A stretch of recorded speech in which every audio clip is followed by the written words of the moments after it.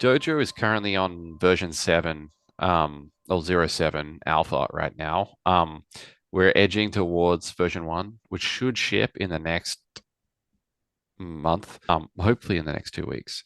And we've been kind of building this tool chain for, well, I guess since almost a year and a half. But yeah, more like a year and a bit, seriously. And it's gone through a lot of iterations. We've had to invent a lot of things, and so yeah, um, yeah. So I gave it an introduction about myself before, but yeah, I spend my time building these games, building Dojo. I work with Cartridge, Dojo, Realms, Biblio, building these games and building these worlds. Um, so just to clarify, Dojo since day zero has been community driven and it's always been open source. And we like to describe it as a provable game engine. And it's a provable game engine and it's a comprehensive toolkit for building these games. Now that might not mean anything just yet, but it will. We'll get to it. And Dojo comes with a lot of these different kind of tools like Sozo, Katana, Tori, Origami, and then there's some cartridge tools which help you deploy and manage your worlds. So yeah, we built Dojo from our experience with building on-chain games. And so like previously before Dojo, like in 21, 22, every time you tried to make an on-chain game, you would have to like roll your own kind of software stack. So you'd have to like kind of design your own indexer, design your own contract architecture, design your own client, and there wasn't really any consistent kind of package that kind of like bundled it all up into like a clean developer experience, and then you know and offered like a good user experience. And so you basically had to recreate an engine every time you wanted to make a game, which wasn't much fun. And you just spent a lot of time just rebuilding the same stuff over and over again. And so, in 22, like a few of these game engines kind of spawned Mud, Dojo, and a couple others to kind of solve these problems. And we've been iterating since then. So just to clarify, for some theory, an on-chain game for new people is really just a game where the state and the logic resides entirely on a public blockchain. And so the whole game is defined by smart contracts. And so it's like a very abstracted from, a regular game where maybe a Unity-based game or where like the entirety of the logic in the state is just, built within you. With on-chain games, your logic and your state is entirely on this public network, which means anyone can interface with it, anyone can build a client with it, a client to it, which offers up, this whole new medium for design. Now I don't want to confuse people, but there is some context here, and because we're kind of, this is a Starknet bootcamp, and we're building in the Cairo stack, this is worth considering, and provable games is another concept which you may or may not have heard of. It's kind of an emerging topic right now. But a provable game is really like an on-chain game, but it's designed on a ZK VM, like the Starknet VM, and its execution can be verified because it's written in Cairo and it's written in another ZK language. And what this enables is that instead of having to execute an on-chain game on a public network, you can execute it inside of a ZK VM somewhere, and then you can just verify the trace, like the execution trace, which means that you can push a lot of the computation off from public networks into client-side devices, which then gives you much more computation scope to build games. And so that's what a provable game is. And now we can talk about autonomous worlds.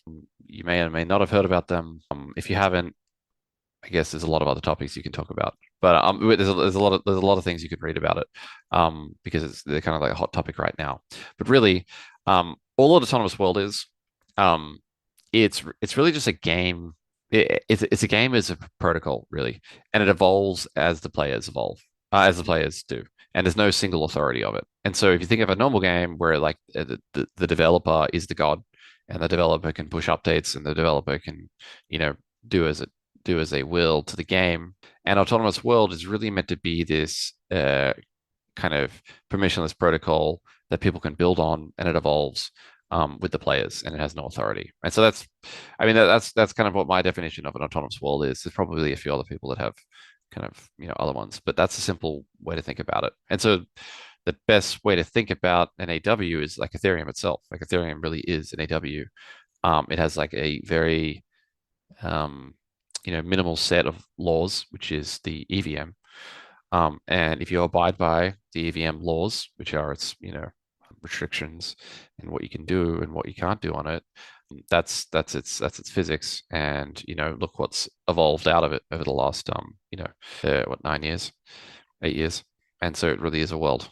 And just some other theory is, you know, to me, play is like this constant throughout human history. And on-chain games are just like another extension of this. So, it's like Roman dice, chess, Counter-Strike, mobile games. And now we're kind of moving into this era of on-chain games and autonomous worlds, where the game itself is on a public chain and people can interact with it, and it can have a mind of its own, and there's no single person controlling it. And it's just an extra evolution of gaming right now. And so, just some brief history, and I suggest if you're really curious on this, go and check out Dark Forest if you haven't heard about it. But I'm sure most people probably have. But Dark Forest was kind of like the OG on-chain game. It kind of spawned this whole ecosystem. And what was really interesting about it was kind of like a developer first game, and because it was really the first game to have this idea of putting the entire game on chain, and just kind of expose it, expose, and this whole like plugin ecosystem evolved around it, and kind of tickled everyone's curiosity about what can be, and it kind of birthed the whole on-chain gaming industry. And but why though? And so I don't know if anybody knows, but Vitalik actually created, one of the reasons why he created Ethereum was that the World of Warcraft devs like nerfed one of his, which is kind of funny. And now we've gone full circle, and now we're building games on it. Um, but yeah, the play is the constant, but the medium changes. And on-chain games are like they're this whole new way to design business models and play. And I can't stress that enough. These are like on fully on-chain games are like totally different from your Web 2.5 games. And I'd say like a Web 2.5 game is like, a Axie or something, like, just a regular game that has its logic off chain, but it's just kind of using NFTs. Like that's not interesting at all. What's really interesting is when you put the entire game on the chain, you can create these like whole new types of business models. And so that's what you should really be thinking about. And one of the reasons why we do this is because the chain is like a blockchain is really the perfect escrow and arbitrator of like the deciding factor. It's the one truth. And so you can use it as escrow for games, where you can do high stakes games. You can do micro micro payments to like 10 different people when a transaction happens. There's all different ways, and we're finally there now with like these super low cost L2s, like Starknet's like a cent transactions. It's crazy. And it can open up whole new business models, which I'll get into. It creates like composability first games. And if you really hit the nail on the head, some of these games are going to be very, very deeply profitable for the developers. There's going to be like very, very deep customer spends on them because there's really no limit. And the current kind of market right now, yeah, are the kind of high people that have a lot of ETH. Um, but I'll just go through some like reasons why we're doing this. One of like the top things talked about is like this idea of composability and mods. And because we're kind of building everything on the same chain, we have this shared state, and it's essentially an open API into every game. And you create this like composer type games.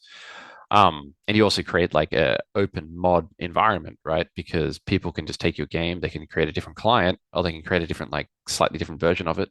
And there's a whole new game. And if you think about it, like Counter-Strike and Dota, two mods of games that are like, you know, probably two of the most games of all time. And they were mods. They weren't what the developers originally thought of, which is something interesting to think about. New business models can emerge from this. I've got a couple of examples. So Loot Survivor was this game that we built in the Realms ecosystem, and it's going to be relaunching soon, actually. But what's the actual how the game works, it's like a roguelike game, but that's not that actually. That's not the important part here. The important part here is like this is a whole new business model that you can do with on-chain games. It's like you have this singular client, and when someone puts a small amount of value into it, so maybe like $1 USDC dollar or something, you can split those fees between five different people instantly as that acts. And so that's the new business model. So in Loot Survivor's case, a percentage of the fees goes to the client developer, percentage goes to the OG developer, and then the rest of the fees go to first place, second place, third place. Now you couldn't do that before because you can do this single transaction for like a cent. So this is a whole new business model.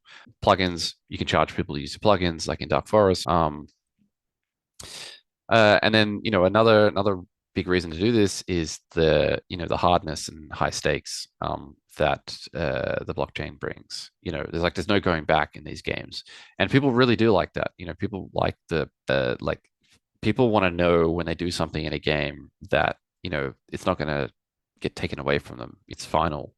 Um, and so this is the type of game that on-chain games can deliver.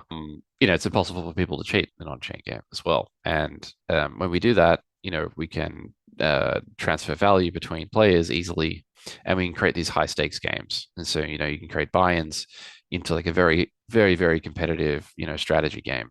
You can back yourself into this game, and it wasn't really possible to do this before. I think this is a very interesting area, which there's about to be a lot of exploration into this. There's a lot of games coming out that are kind of exploring this. Um, and so you can kind of split on-chain games into three. I like three kind of buckets. There's like short experience, like roguelikes, session-based games with stakes, like real-time strategies, Civ-like board games. And then you have like the autonomous worlds, which are like these persistent, forever evolving things, which don't really exist yet. They're kind of like a big idea. We'll probably see them in the future, but no one's really nailed them yet. And so short experiences are like low cost, easy to pick up and play roguelike daily puzzles. They got a baked in token loops. Um, and I suggest anybody that's actually wants to go after this boot camp, start building a game, try to do this first. From experience, I tried to build Civilization 6 on chain as my first game, which wasn't a good idea. So yeah, but yeah, this is the best place to start if you're going to go down this road. Um, some of the examples you can look in the wild. There's Rio, Roll Your Own, Loot Survivor, Paved. There's a bunch of others in the Dojo ecosystem. Just jump into the Discord. And then there's the kind of second type of game, which are these sessions. That's spelled wrong, but session-based games like real-time strategy games. Asynchronous kind of longer games that might go for like 2 weeks, like a Travian style game. They're multiplayer. Basically any game that like has an end. But it's multiplayer. That's how I like to consider these. And so some of the ones in the wild right now are like Eternum, Skystrife, Paved, Duper, Dark Forest, Sea Conqueror, Primodium. Some of those are not Starknet games, but they're good case studies in on-chain games. So they're worth studying. I think these type of games are gonna probably gonna have the highest potential in the short term, because everybody's competitive and everyone's slightly degen in this space, so they kind of want to bet on themselves or bet on other people. And so this is the best way to do it. Just some of the games, and then there's autonomous worlds, which are these self-governing kind of protocols that no one owns. I don't think really any of these exist just yet. So there's like some glimmers of ones in the market, but no one's really nailed a sustainable one. But someone will, and it will become huge. And it's worth experimenting to try to get there. But I think the only way that they're really going to exist is they need to start in the right scope. They need to like start in the right way. They can't start as like they need to start very cleanly. That probably doesn't make sense, but well, maybe we'll get to that later.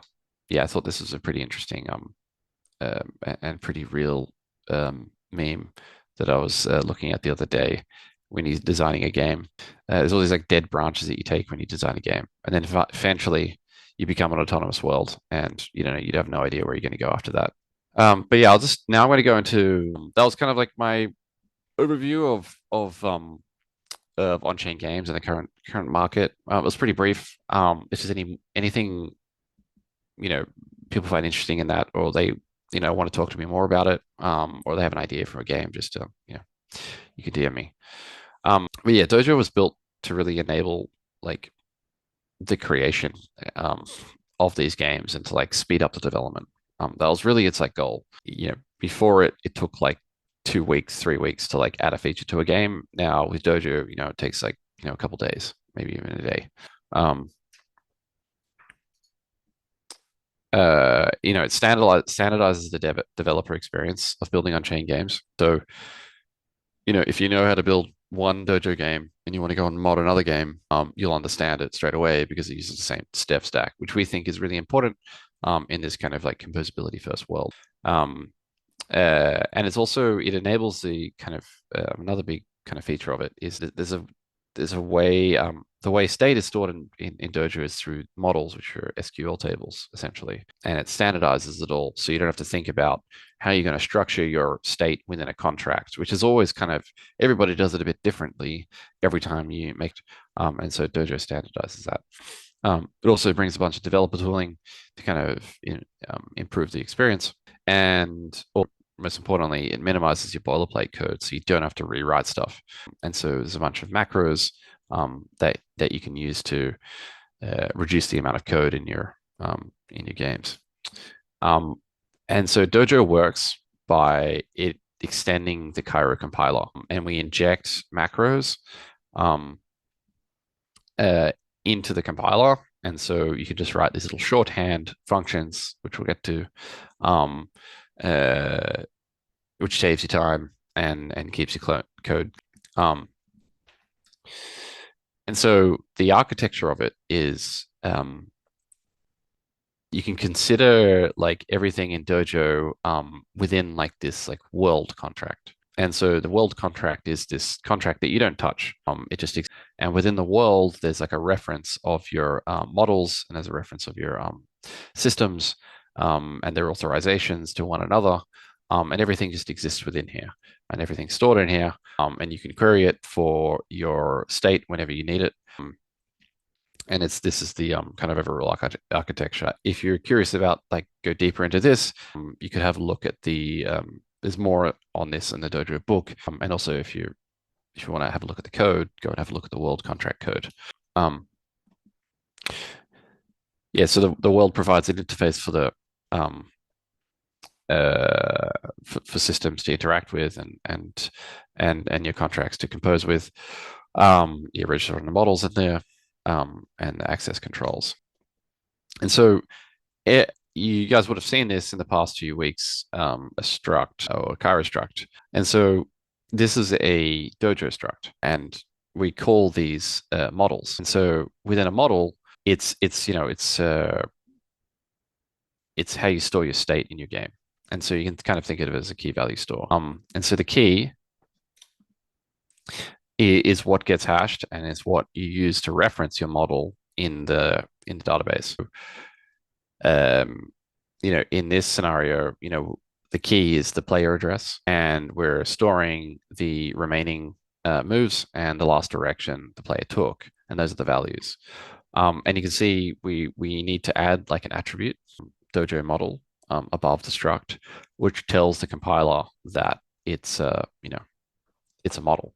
And then when it compiles, it will do all its stuff with it, and expose it and deploy it into the world. And so this is all you need to do to define your state in your world. It's just lots of these models.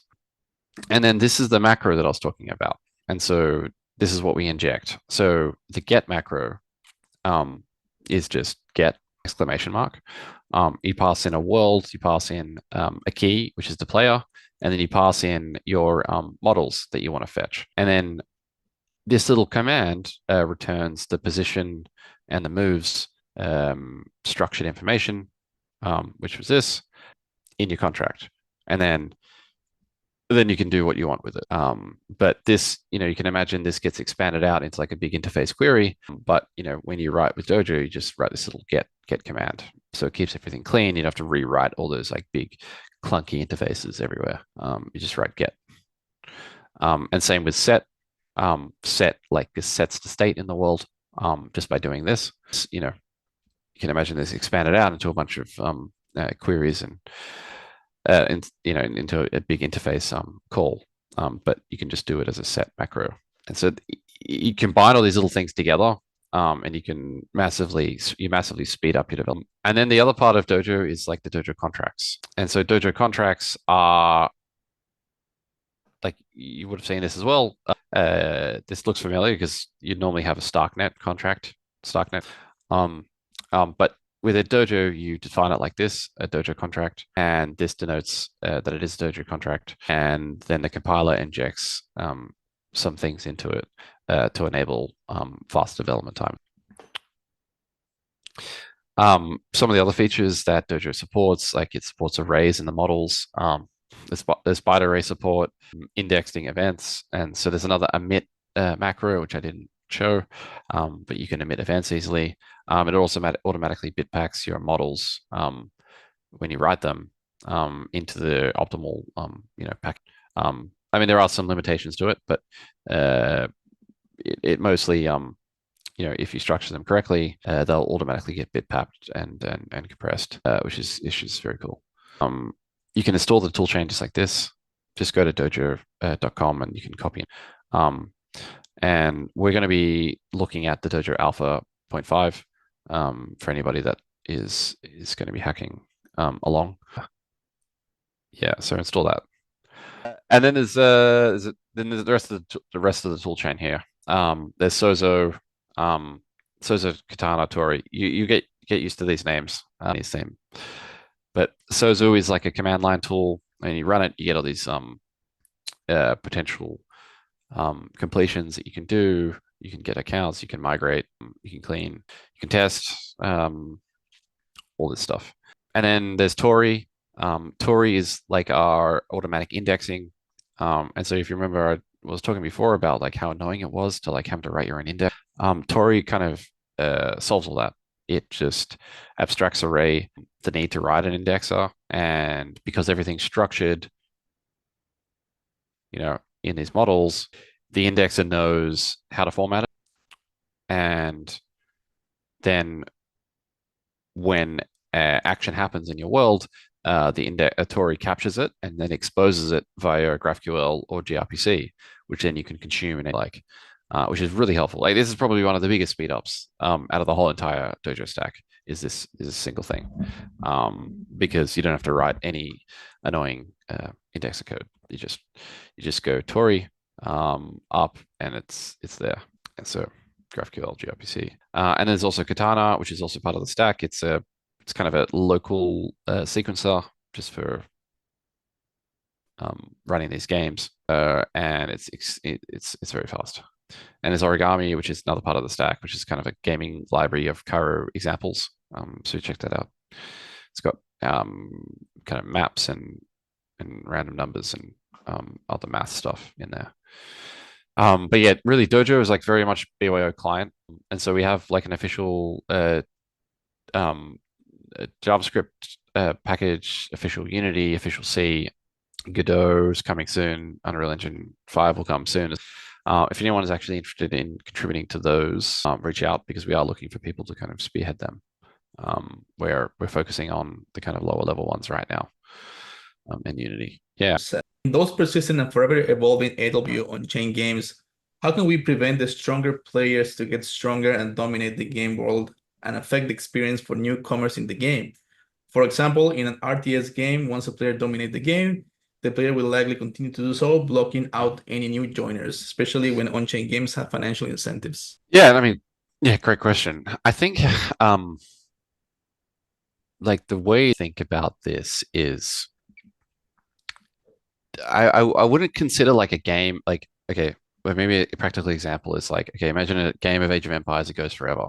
Like that's not going to work, right? Because Age of Empires is based on like 2 hour session, right? And you play the game and then someone wins because someone's run out of gold or someone's done something. But the way to think about AWs in like an RTS type sense is, you know, the entire game state might not kind of continue, as in like that session of the game, whatever happened within that session might not continue. Like, you know, I killed you with my paladins or whatnot. But maybe there's an element that does persist, like your gold balance or your XP or something, or maybe like a few things that persist. And that's like it's still an AW in a sense, right? Because there's a these games will just keep getting played because like the way that they work is autonomous, as in like the way that they you know initialize a game is autonomous, and there's some persistent layer to it. But the entire game itself, like it's not an Age of Empires game forever. It's like a continuous like cycle of Age of Empires games, but there is some persistent element to it, and so the game resets at a point, but um, like it is still an autonomous world because there are some persistent layers to it. So that's the way that I see that. But yeah, but then you know you could take a game like Influence for example, which is like you know it has such a big scope sandbox that like I think you just have to design a game that you know people can get ahead, but like they're not massively advantaged, right? So yeah, it comes down to game design as well. Question from Yeah. Nico. How do games with financial incentives work? Does the team developing the game have to first crowdfund money to be able to dish out payments? Well, I mean, this is why tokens are good. I'd say, uh, I would say like focus on making a game that people want to play, and then attach like a, you know, like bake the model into the game, but it's not everyone can win really in a sustainable game, you know, like, you know, make it so the top players can win, but lose. And, uh, you know, like that, I guess the original payout's going to have to come from somewhere, but I mean, you can just create tokens from scratch. So, you know, I want to see games where like they start from absolutely nothing. There's no token supply given to anyone. The only way to get these tokens is to play the game. And so in that sense, you don't actually need to crowdfund anything because the tokens, you can just spawn the tokens. But you need to be careful, obviously, in that. From Juan Diego. Hi, me and my team were searching about Dojo because our game is going to be Dojo plus Unity, and we think that it's pretty interesting about that in Dojo or any on-chain game. Everything is a transaction. So could you explain more about it, please? I guess how do you interact with a game through transaction? Well, yeah, I mean, every game, every action in the game is a transaction. Yeah, I mean that's the whole point, right, of an on-chain game is that there has to be a transaction um, on the public network. So yeah, I mean maybe you could expand the question a bit. Anything I wonder if there's a specific? question about UX, like having transaction all the time. Is that going to break the flow? Well, there's baked in session keys, so you know you don't have to sign stuff all the time. You know, there's like a temporary signing token in the client which signs the transactions for you. So from a user point of view, you don't notice. You know, you're not going to be doing like first person shooters on chain anytime soon, but um, you know, for your average strategy game, you just click and a transaction happens. Yeah, I mean, all the Dojo games have that already baked in. Okay, so I've purposely made this example like extremely basic, because I didn't know the scope of like people's um, kind of skills, but I think what I would like everybody to get out of this, if you get nothing out of it, or if you get one thing out of it, is just understanding models, understanding systems, and you know, understanding the macros, and then how we can execute in a client. So I'll go through some of the toolchain first. And since we are going to be we're on the alpha build because this is it's the latest build because we have to be. You do Dojo up dash v and then the version, and it'll install the toolchain. And now we're ready to go. Here's the book link. You can go and check out. We're kind of in the middle of kind of we're on the march to version one, and so there are a few things in flux, like some of the stuff in the book.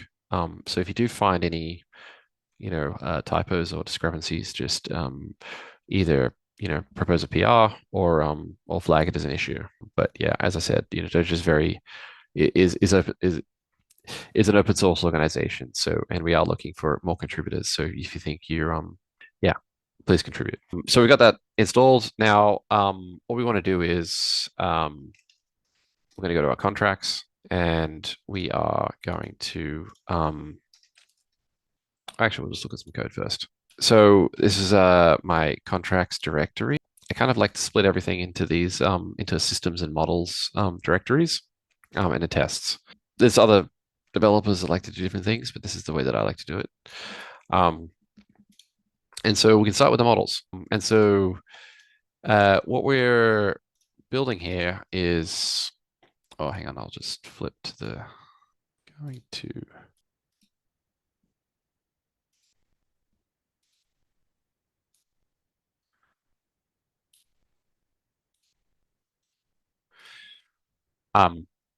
just going to quickly go through this. So what we're going to build is we're going to build this tiny little like app where you can click a square and it changes to red or blue. And this could be you could take this app and turn it into like a full blown game, but we're just going to keep the scope minimal and focus on a couple models, a couple systems, and it's connected into the client in as few amount of bits of code as possible. And so what we need is we're going to need a tile with X and Y keys, and then we're going to need a player um, with an address to register the player. And the tile will have a color, and that's it. And so these are the two models that we need. I like to for reference, if you are going to build a game, I highly recommend paper prototyping the whole thing in Figma first, and even playing it through, because you'll probably find that some of your mechanics don't work or you don't like them. And it's better to find it out in Figma than find it out after you've spent a week writing it in code. And then we're going to need two functions. We're going to need a place tile and a register player. Actually, it's going to be a paint tile, and we'll call this spawn. These are the things we're going to need, and then we're going to might need some functions. The check can place tile. So that's what we're going to need to build. So I've got here. So I'll just type it out because for fun. So we're going to get a struct. My Copilot does it for me now. But so what we've done here is we've created a player struct. It's a Dojo model, which I have to find with my attribute here. That's all you need to do.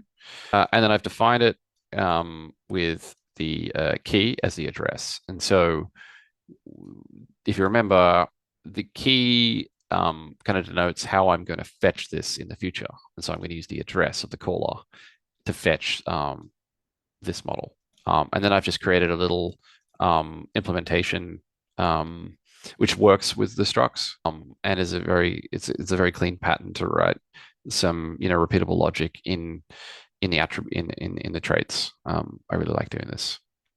And so that's our player model. That's really all we need. And then we've got a time between actions constant. So we'll get rid of that. And then the other tile we need to do is the other model we need to do is a tile. And so the tile actually has two keys in it. And so when you put two keys to denote a model, this creates a compound key. And the compound key is a hashed key, same like in Solidity and stuff. So this means that I'll pass in an X and a Y, and then I'll get the color that tile is. Pretty simple. So those are the two models that we need. And now we're going to write the system. And so I've got everything here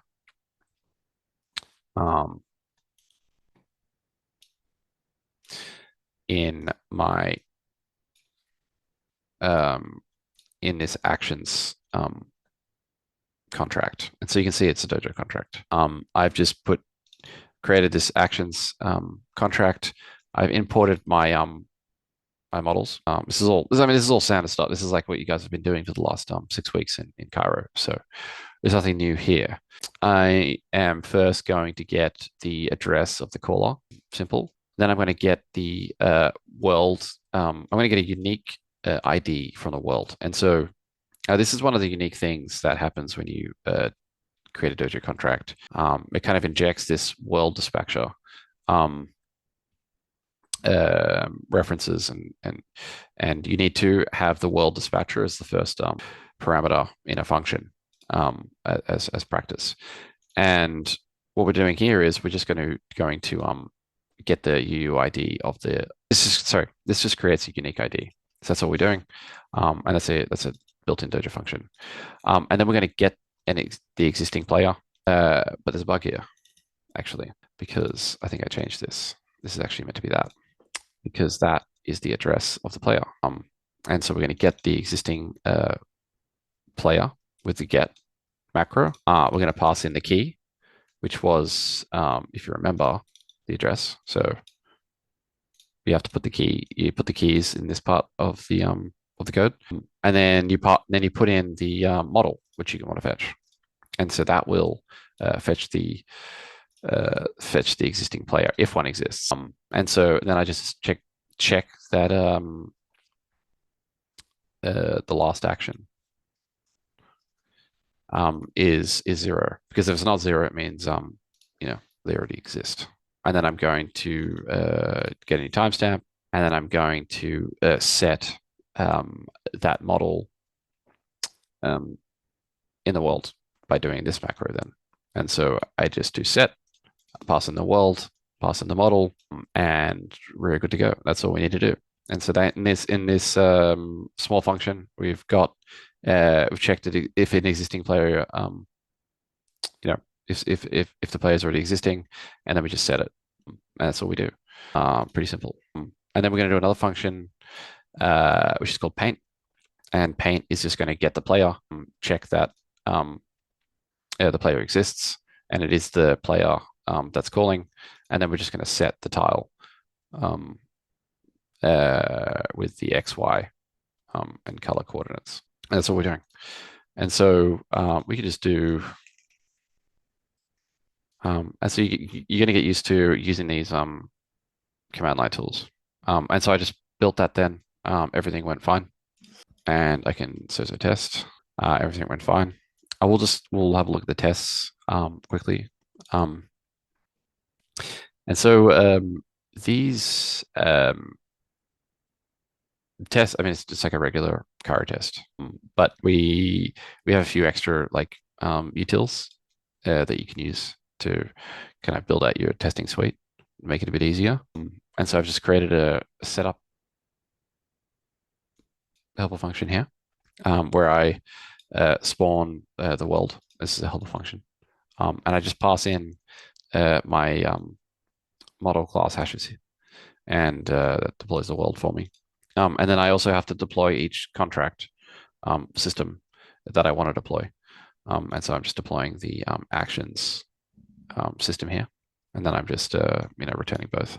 I do a similar thing here with the spawn. I am just getting the setup function. I'm setting the caller address, and then I'm calling spawn, the spawn function itself, and then I'm just returning both. These are just helper functions, and same with the place. This is a helper function, and then I just test the spawn, and in my tests I can use the gets as well, and so these are helpful for checking values. So you can use the macros anywhere in your app. And then I did the same thing with place. As I said, this is a pretty basic app. Loaf, is this a good time to have a short break? Oh yeah, sure. There's a question in the meantime from Nicholas. Yeah. Soso build and Soso test work as expected for me, but my code editor Cairo language server Ah, plugin seems not to be familiar. Okay. do you have some squiggly lines? I'm assuming you've got some linting errors. Yeah, I think the question is Yeah, linting there errors. a different VS Code extension? Yeah, he's getting Yeah, squiggly lines. this is actually where I have my one's only half working. This is actually one of the big, like what we're working on right now. Um, because we've extended the compiler and Car has changed so much, the language server isn't working quite as expected. And so you might just have to deal with some of those squiggly lines for now. Sorry about that. But if everything compiles, you're fine. It's just I think there's meant to be a PR like merged in the next couple days that will update the language server. And so this will all be fixed by next week. We've got a lot of people working on it, as well as like software, the guys that maintain Scarab. So yeah, that's like that's most of your Dojo worlds are going to be built with these in these two ways. with models and systems. I'll yeah, there's an awesome Dojo repo, which has a whole bunch of like kind of big projects baked in there. One of the games that I'm working on is called Eternum, which is which is a gigantic game. It's basically Civ on Chain. I know I said I didn't build Civ on Chain. I tried to build Civ on Chain as the first game, but now I've gone back and I'm actually trying to do it. And it's yeah, it's yeah, there's like five of us working on it. And it's a huge dojo world with like 20 systems and like 20, well, more than 20 models. So go and have a look at it. Also it's got a 3D client and everything connected, so it's pretty crazy. But yeah, this is where you should start. And so when we've done this, we can. It's my font's quite large now, but I normally do this. And so I to spin up a local kind of test net. I mean, you guys might have used Katana before, or you may have used like the DevNet. I haven't used that in years, but there's the StarkNet DevNet. So Katana like replaces all this for local development because the most important thing when you're building a game is like trying to get to like a playable game as fast as you can. Doesn't matter how bad it looks, just needs you need something that's playable. And so to spin up a katana, you just do this. You just do this command. And now we have a local katana up and running on my network exposed at 50/50. And so who can guess what we do next? So we've already built our contracts just before, but we'll build them again. And so Sozo build just compiles and builds. And so then now we just do Sozo migrate apply. And so what this is going to do is this is going to um, take my compiled code and it's going to deploy it on my Katana that I just deployed. And so you can see here, it's running and it's executing. It's setting everything in there. See, it's installing my models, installing my singular. Yeah, so that's done now. That is the Dojo world deployed on Katana. And it's giving me this world address. And so what I can do now is I can go Tori dash dash world and my world address. And I have to include allowed origins as well because you can change your cause settings easily. And I'll spin that up. And now just ignore those errors. They're just IPFS errors, but they're not important. But this is my Tori up and running now, just with one command. And so this is my indexer. And it's exposing the GraphQL and just like the raw endpoint. And so we can go to the GraphQL, check it out. um, I've actually, yeah, yeah, I'm about to swap Windows. One sec. Yeah, so now we're exposed in here, and this is just moving Windows out of the way. So you can see here my schema. The GraphQL, like at runtime, generates your schema based on your models. And so you can see here, I've got my player model, I've got all my operators that I can do, and I got my tile, and I've got my connected edges and whatnot. And so this is really just, I mean, if you use GraphQL, it's just GraphQL. I mean, GraphQL is okay for building games. It's more for like kind of testing things and if you want to build like dashboards and whatnot, which is cool, you can do that with this easily. And so that's GraphQL, but we'll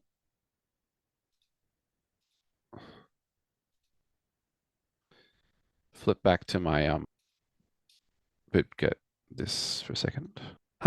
So we've got Tori up and running. What I need to do now is go into my client. I just install it. Everything's installed already. Oh, I got something running. And so I've got this installed now.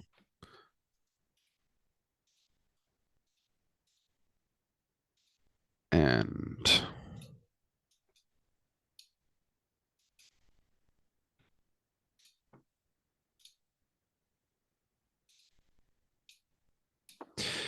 so this is the client that I just spun up.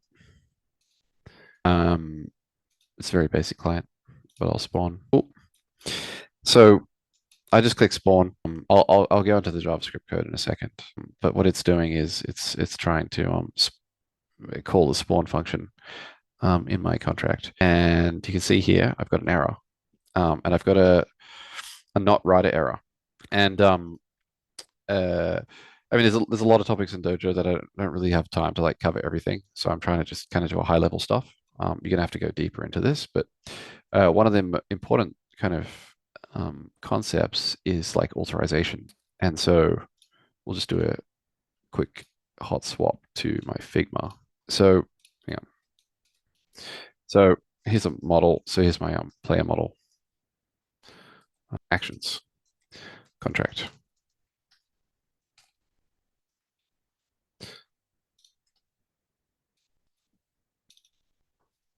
world. So um, if you think about like composable games, like there needs to be some kind of like parameters to like, if I, deploy a contract, I don't want to allow anyone to like touch my state, right? Unless I give them permissions to do it.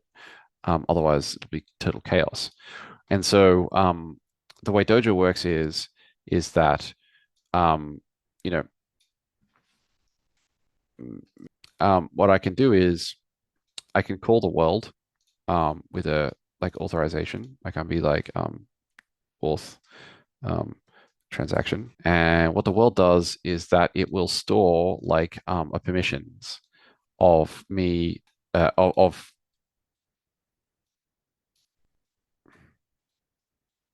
a user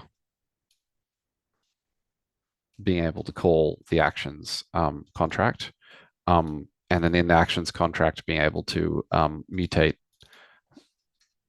the state of the player model. And so this is like this line here is like right now it's permissioned. I don't have access to do it because I haven't set it yet. But when I do set it, that means that a user can then, sorry, when I do set it, it means the system, the actions contract can then update the player model. And so this is important, like tiny little concept that you just need to be familiar with. And so to do that, it's quite easy. There's a scripts folder here. And so in the scripts folder, it's a little sh script. But this is like a helper function, really. And we're just kind of getting the manifest and we are getting the world address. And then we're running a sozo command. This is the sozo auth command, and we're granting writer access of the model, the actions contract, and we're doing the same thing with the tile.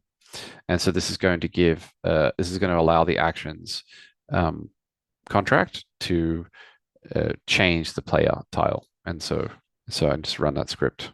Now I've run that script. This will obviously get quite large with like bigger apps.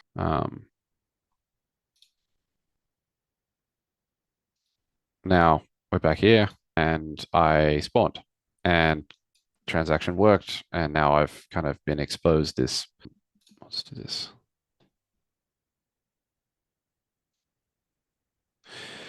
I've been exposed this grid. And so this grid is just 0 to 40, 14, 15, 15 by 15 rows. And if you remember, in the tiles, I did X and Y. And so, first number is X, second number is Y. And I can just flip between blue and red. And I can paint these tiles with a clicking. So I don't know, maybe someone can turn this into like an actual giant board you can paint, something with. But right now you can just paint these things. But I'll go into the code now. And so this is what's happening here is I'm interacting with the world we created. I'm sending a transaction and then it's returning the state and it's storing it in here in the client. Click LM. So this is just a basic little Vite app. I highly recommend people to use, like, if you're going to do JavaScript, either do like vanilla JS if you're good with that, or I suggest use a Vite React app. I do not suggest using Next.js or kind of a framework with all the bells and whistles and server-side rendering and stuff, because you just don't need it, and it just adds clutter and kind of gets in the way of trying to write a game. I've been down that road before, so best place to start is just a very basic little Vite React app, which is what this is. Um, uh, there's a bunch of templates in the Dojo.js. Um, so Dojo.js exposes here we have a bunch of packages um, that we expose, and this is what we use for this little app. So this is a very basic app. I got one file. I've tried to make it as basic as possible because I don't know. We could probably get caught up in JavaScript all day, but um, yeah, everybody knows how it is. And so this little app, where should I begin? Actually, I'll go through some directory structure. And so there's this Dojo folder, and within it there's a use Dojo hook. There's Dojo context, which is just kind of setting up the account. It's not that interesting, but you could have a look at this later. Just sets up a provider. There's system calls, which just defines like how I'm going to uh, kind of call my world, and I just put it all in a single file.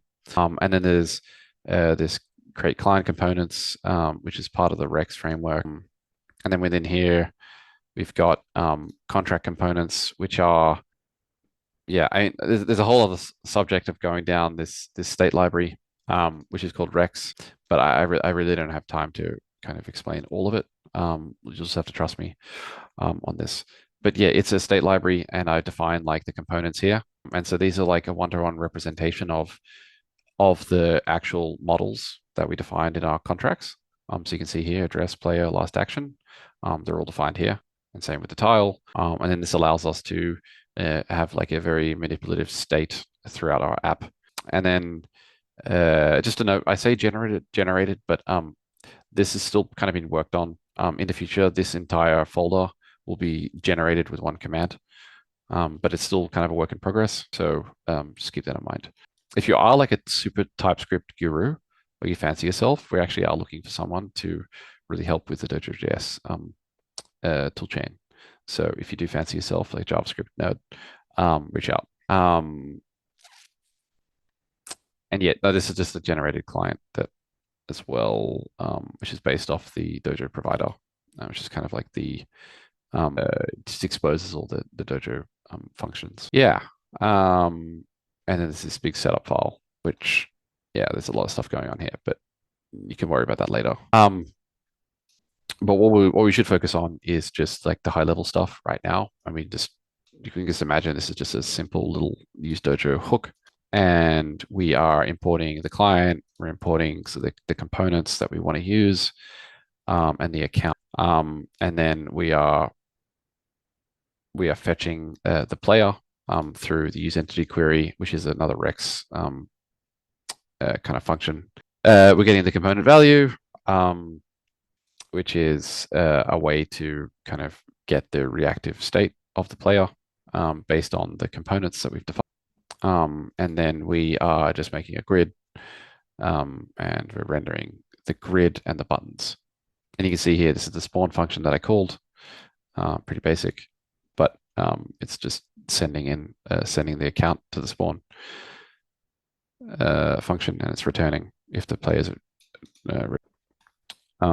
And then in the tile itself, we're doing something simple as well. Because it's a cell, we've got the X and the Y. We are getting the component value from the keys. We're getting the tile, and then we're just rendering those values in here according to the color that they are. And so that's what happens when I click a color, it paints the color, encodes it into a big int, and then if it's changed, it returns it and just displays it. And so these little client functions and these component functions are how you can define a very like complex little app quite easily using Dojo. So yeah, that's like there's a lot of like little bits and pieces in JavaScript, but I don't want to make this like a full JavaScript lesson because I don't know. There's a lot of stuff. But I mean, this is probably a good chance to kind of take some questions, and maybe I can, if anyone has any like things they want me to show them extra, I could show them. But yeah, I pretty much showed like an end-to-end here, and an end-to-end Dojo app working, and synced. So Katana working, Dojo working, contracts, client, and then you can imagine just this multiply the complexity by 100, and you have like a full-blown game, and all the bits. All right. Thank you. That's a complete coverage of the Dojo stack from backend to front end and from smart contracts. Yeah, there's a lot of stuff here. It's like, um, I suggest like it's hard to, yeah, I think it's better if I just be um kind of brief in this part and just try to just do the high level concepts, because there's a lot of stuff. And so I think probably the rest of the time is probably best answering questions, I think. But yeah, I mean, I think what everyone should just get out of this is that like Dojo isn't like this like crazy complex thing. It's just a bunch of tools that help you build games fast using kind of the things that you're already familiar with. That's really what it is. But yeah. There's a question from Nick Bar, like you use PNPM. Has Dojo moved Yeah. away from Bun? Yeah, Bun wasn't quite ready, to be honest. It's not very good for mono repos. I ran into a lot of issues with it. There was some weird edge case bugs, which were annoying. And PNPM works really well with like Learner and some of the other kind of development tools. So we're just going to stick with PNPN for now. I actually still use Bun for other things like making little bots, but yeah, I don't use it for monorepos anymore. Okay. Question from Seth. When you were clicking on the red blue grids, are those actually making any transactions to the blockchain? Why doesn't the wallet pop up for the player to send a transaction? Ah, Who is paying for the transaction though, if the player doesn't have to sign it? yeah, good question. Let's go down that. Let's go down that little path. So I'll show you. So in the setup, so we have a what we're doing here is we have this package called burner, and a burner is like it's like a temporary account, right? And in the setup function, I'm creating a burner account here. I'm initializing it, and then I basically return this account and I use it in my hook. And so then this is the account that gets passed around my app. It's this generated account. And I'll show you where it is in the browser. Um, and so you see here. So this is when the account got initialized, it created this wallet baked into my browser. And so this wallet actually has its private key and public key in the browser. Now that's not obviously this isn't a production ready app, so you wouldn't do it this raw in production. You would there'd be another wrapper. And in fact, I'll show you this. So this is a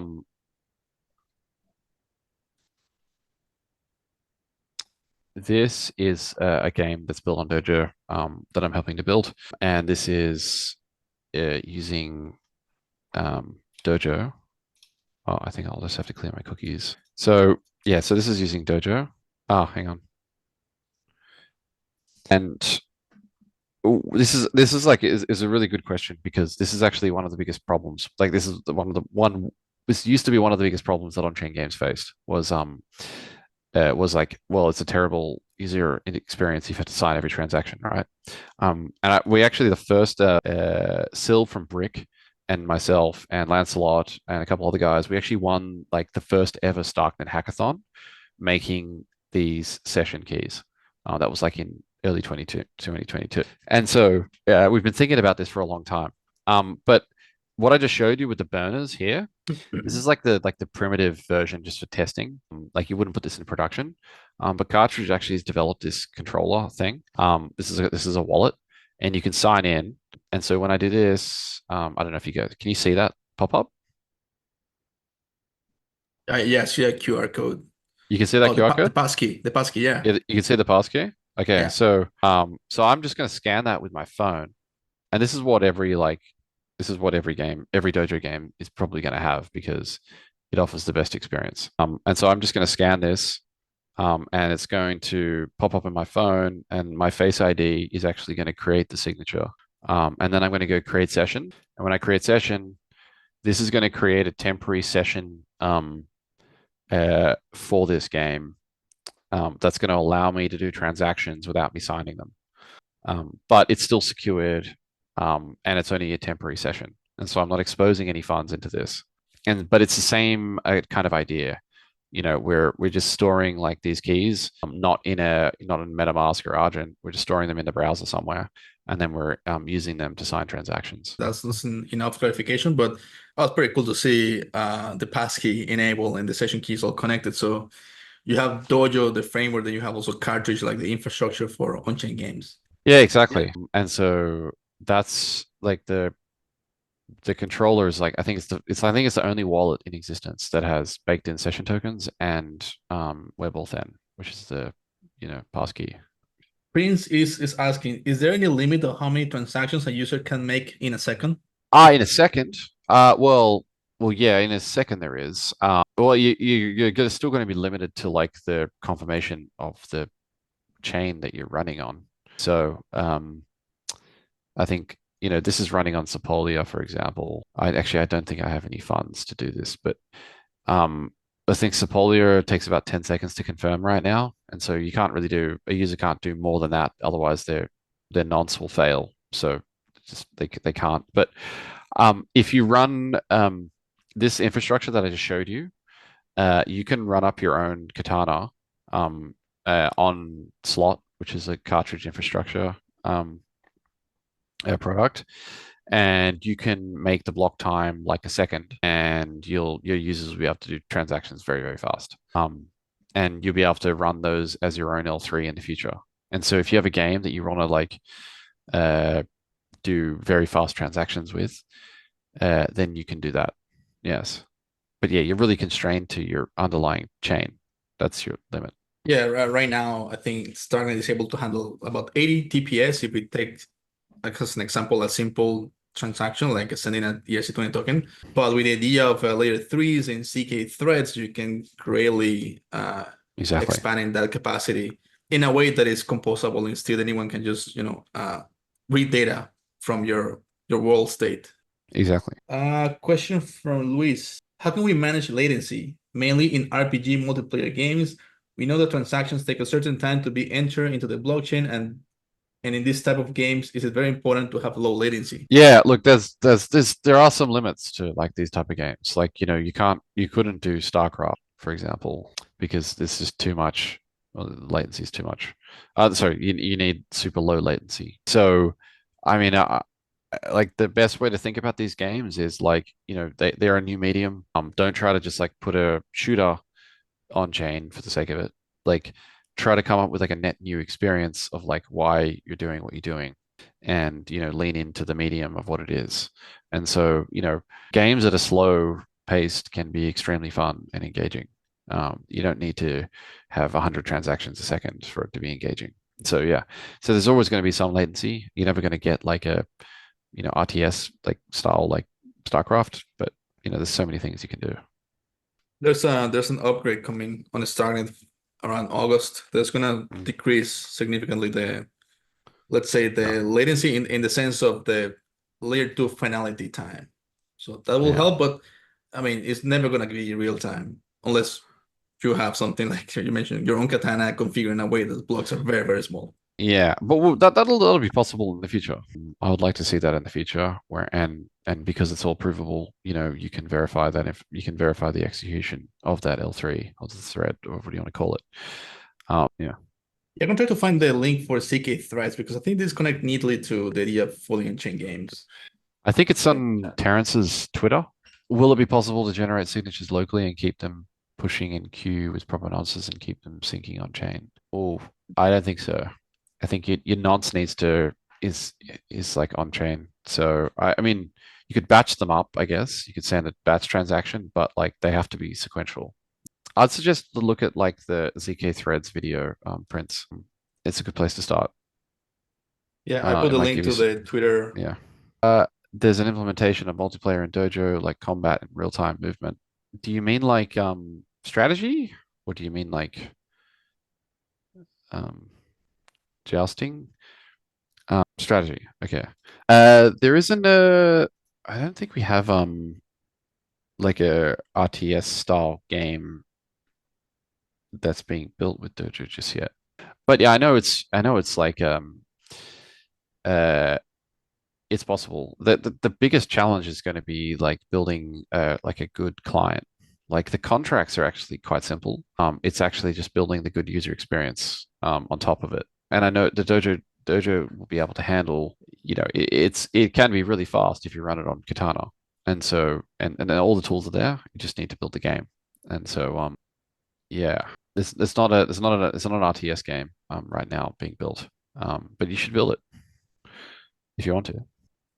Question from, yeah, where does the gas for the transaction comes from since the account is generated for the session? Well, in this scenario I just showed you, um, ah, in the scenario I just showed you, it just gets pre-funded because there's a master account that's funding it. But in a production version, you'd have to like if you wanted to do this method, you'd have to like fill it with some gas. But in the cartridge controller case, that's like another wallet, and you're not actually uh like your it's not another account. It's actually a session token, and so it's using account abstraction. So it's in this scenario, this is like another account. In the cartridge controller, it's like an actual token, which then allows you to make the transaction, and so you're not creating a whole new account, and so you don't actually have to pre-fund it. Oh, okay, so it's different from what I've seen Yeah, in it's Loot different. Survivor then. Yeah, it's different. Yeah, exactly. Oh, okay, so it's like the actual arcade experience of having a token to play the machine. Yeah, it's not a whole new account. Yeah. Okay, cool. I don't know if you answered this question, but Pratik is asking, can you build something like Battleship? Yeah, of course. Battleship's a great game to build. That'd be the best. If you want to build a good starting game, Battleship's a great game to start with. Yeah. Seth is asking, if you don't mind, I ask about the temporary session key. How does it work? If I own some of the game tokens in my account, how does the session key, which based on your Chrome console seems like just another public private key, temporarily access the game tokens in my account for say the next 30 minutes? And how does the session key can be automatically destroyed or invalidated after 30 minutes? Well, in the thing that I'm sharing right now, this is like the naive implementation. So these are just accounts, but this is just on my local test net. In a production environment, this account wouldn't be restricted, and so it would just exist. But you can um, you can give the account like you could give the account white access to specific functions to limit like its exposure. That's what we did with Loot Survivor. And in terms of the controller, which is I think what you're kind of getting at, the controller session would expires after a period of time, and so you have to revalidate it. And so, but you can't really, yeah. So yeah, these accounts can be invalidated or they can be whitelisted.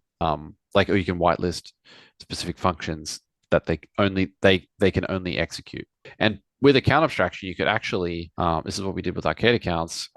If there's a master account, the master account can change the key pair of the kind of temporary account, and so you could just cycle through private keys frequently if you want. Yeah, I have a series of articles in a Medium account talking about account abstraction, so it might be worthwhile for people to go check it out to better understand how it works. So it will make sense how these things are actually implemented. Yeah. Question from Prince: do we have randomness source in Dojo 2, or up to implement on how to get it? Randomness. Yeah, we will have a baked in randomness thing, like a function. But there is randomness on Sepolia. I know Pragma is doing one. I know there's another one that's just come out. So yeah, there's ways to do it. Yes. Okay, there are no more questions for now. Just you can keep asking questions. In the meantime, just a reminder, this is the last session of Basecamp, so we don't have any next session next week. And you have until Monday to submit your homework. and I will notify via email for those of you who have the requirements or collected all the points to actually graduate. It's been a pleasure to have you all here for Basecamp 9. It's been a long journey. I hope to see you participating in StarHack and maybe also see you in the Hacker House in Brussels. And yeah, 10 more minutes if you have any questions, but if not, you can also drop from the call. And please make sure to provide some feedback when you close the Zoom, just for me and for Loaf to know how we did today. There's a question on YouTube actually. Could you explain front-end auto-generated code in your repo? Which tool do you use? Is that auto-generated code? Only like this is actually a work in progress right now to generate the client. We've been focused on like the rest of the stack and stabilizing the interface. So in the future, like probably within a couple of weeks, you'll be able to use Sozo to generate that code based off your kind of world structure. So it'll be Okay. a built-in Dojo tool. All right.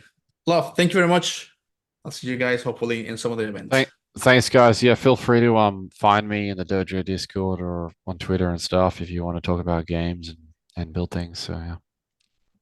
Awesome. All right. Take Thanks, care. guys.